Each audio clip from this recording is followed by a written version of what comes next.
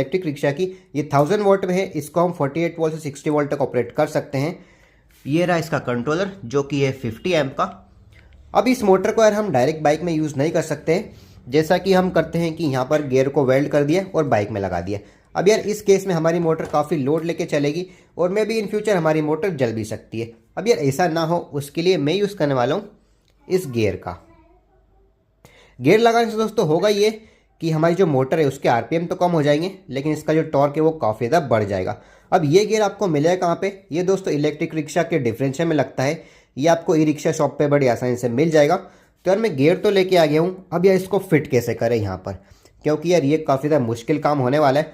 दोस्तों अब जो मैं प्रोसेस आपको दिखाऊंगा वो काफ़ी ज़्यादा डिफिकल्ट है और मेरे लिए दोस्तों ये एक चैलेंज ही है, क्योंकि यार ऐसा मैं पहली बार करने वाला हूँ और मुझे कोई आइडिया नहीं है ये वर्क करेगा या नहीं। तो यार आप वीडियो को थोड़ा ध्यान से देखना ताकि आपको हर एक प्रोसेस अच्छे से समझ में आ जाए।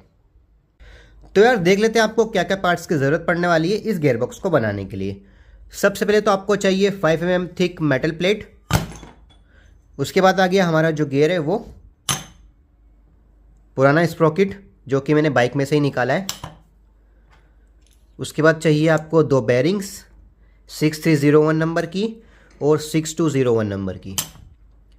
और उसके बाद आपको चाहिए दोस्तों ये वाली रॉड। ये दोस्तों स्प्लेंडर के इंजन में लगती है, ये मैं गैरेज पे से लेके आया हूँ पुरानी, तो ये भी आपको मिल जाएगी। ये जो बेयरिंग्स है ना दोस्तों ये इसके साइज़ की है, एक तो यहाँ पर लग जाएगी और दूसरी इसके ऊपर लग जाएगी। ठीक है, तो चलेगा इधर अब बनाना स्टार्ट करते हैं गियर बॉक्स को।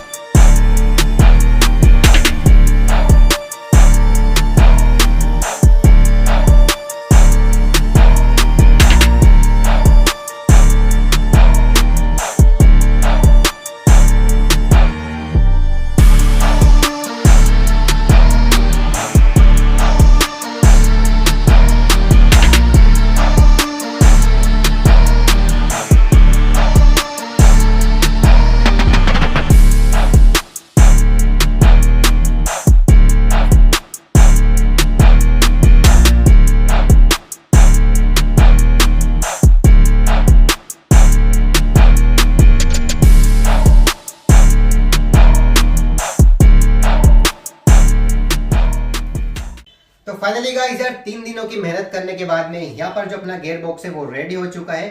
मैंने तो इसको टेस्ट कर लिया है, लेकिन यार आपको दिखाना भी तो जरूरी है। अभी दोस्तों मैंने मोटर को टेम्परेरी कनेक्ट कर दी है, तो चलिए इसको टेस्ट करते हैं।